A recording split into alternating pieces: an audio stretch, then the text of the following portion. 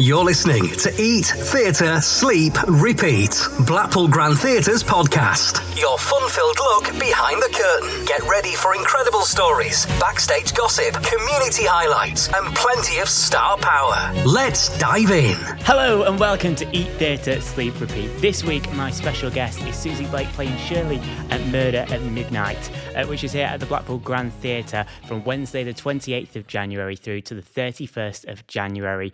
Susie, welcome to the show. How are you, first and foremost? Well, I'm very, very well, and I'm happy to say that I've paid my tax bill. I remembered I suddenly saw the date this morning and realised I had to pay my tax bill before the end of the month, so I've done it. Excellent. Well, always needed. So, Susie, just talk to us, because you've played a wide variety of characters during your career. For you, what has been the most special thing about playing Shirley in Murder at Midnight? She's not easy because she's the mother of a drugs baron and she may or may not have dementia.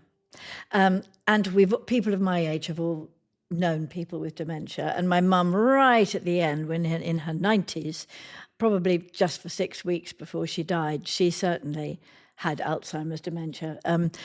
And so I try and think of her, but of course I'm 20 years younger than she was. So it's a different kind of a thing. And also, I don't think Shirley is 100% honest. So you've done plenty of different types of things and different types of shows and different types. You've done TV, you've done movies. What is it that keeps you drawn back to coming to do theatre? Oh, God. Well, I don't think you can be an actor, a show-off, an extrovert. Well, actually, all of those things are not necessary, but the theatre, you get to tell the story from beginning to end. You're in that character for a complete story time length, 2 hours, maybe 2 hours 15, which ours is, including the interval. And at the end, you say thank you to the audience and they say thank you to you. You don't get any of that on telly. I've only done tiny snippets in films. I haven't really done films. And that's a lot of waiting about, I remember. But in television, you're shooting out of sequence. You're not shooting in sequence. And nobody says thank you at the end of it.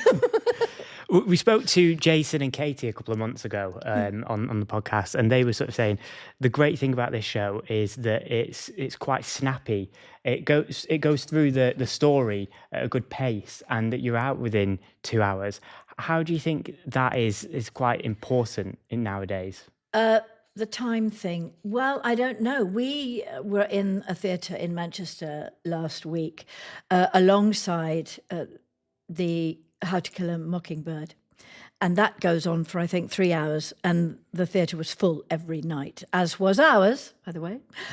So I think if a show gets a reputation for being worth watching, people will go. There's the Wicked, not Wicked, what's the thing with Harry Potter show in London. I think that's 2 shows. So it's a day in the theatre, isn't it? I think people are very willing to go and see something if they've heard good reports. You're backstage with Eat, Theatre, Sleep, Repeat. Make sure you hit follow. So talk to me just on the show as well, because again, Jason and Katie briefly touched on this. There's a lot of accents in this show. How do you find it, keeping up the accents? Right, well, I've worked for Original. Now, this is my 3rd show with them. And the first show, I was playing Miss Marple. So you can imagine how she spoke. Then I was playing a North Yorkshire farmer. And now I'm playing a Cockney, mother of a drugs baron. And I think, I'm not allowed to say this, but this is the second in a trilogy. So there'll be another one along in a minute. And I'm not entirely sure how I'm going to sound for that one. But yes, most people in this show are Cockney. It's that kind of East End gang sort of clique. Yeah. And is it easy to slip into, or is it?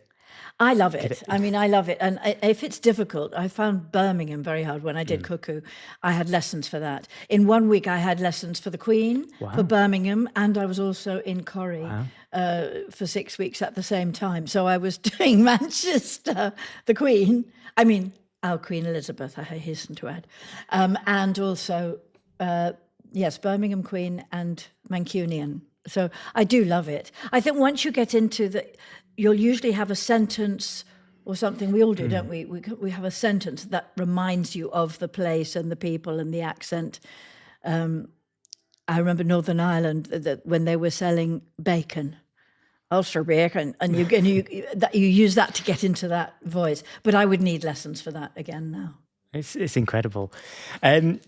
Susie, murder and murder mystery and Blackpool are no stranger for you because you were in Murderer on the Blackpool Express a good few years ago now. What do you think your current character, Shirley, would make of a trip to Blackpool? Oh, she'd love it. She'd upset everybody.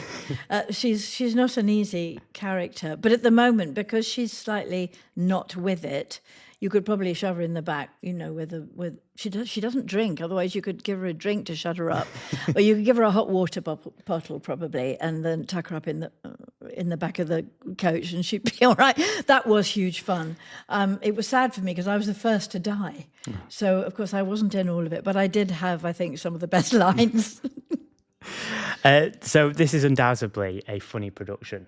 How hard has it been to stay in character, especially working with the people you've worked with in this, Jason Durr, Max Bowden and Katie McGlynn? Well, they're not terribly funny, darling. I'm the funny one. No, I'm joking. I think it's my job. I mean, I've been doing it for so long. I've worked with some really great comedians in my career, and I've usually been the straight man with funny lines, but the straight man nevertheless. I've never really been the clown. And for instance, in Mrs. Brown's Boys, people say, how do you keep a straight face? Well, I have absolutely done that because it won't be funny if I find it funny. The audience, everything is against the character that I play. And if she found it funny, well, you've lost the audience immediately. It's terribly important to play the truth of the situation. That sounds so boring, but it sort of is true. Yeah. If you show people, this is a funny bit, it ain't funny anymore. The things that are funny are because they are slightly unnerving, or rude, or there's a tension there. Conflict and contrast was what they used to say at drama school.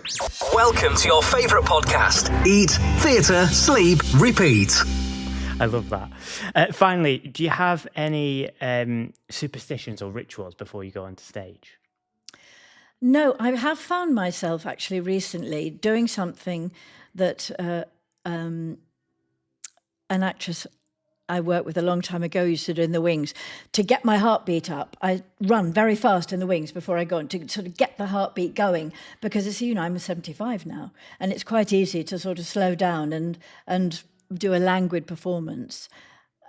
And it is a quick show. You have to have your wits about you. They do save me if ever I go off the rails, but it hasn't happened too often, I don't think. But I don't have any, I'm not superstitious at all, no.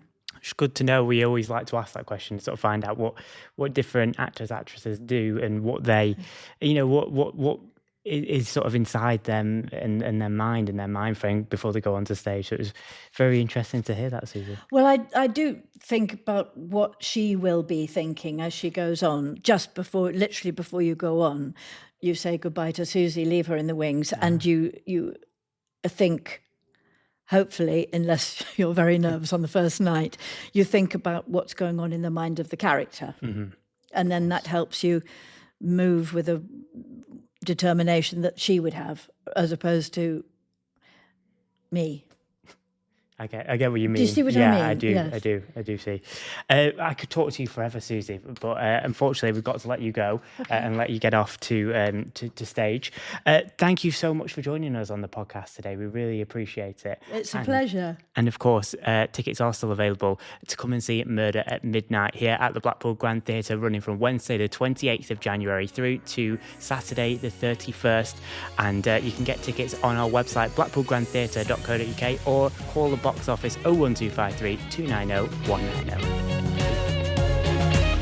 That's a wrap on Eat, Theatre, Sleep, Repeat. Thanks for joining us at Blackpool Grand Theatre. And don't forget to like, most definitely follow, and join us again. Until next time, stay fabulous.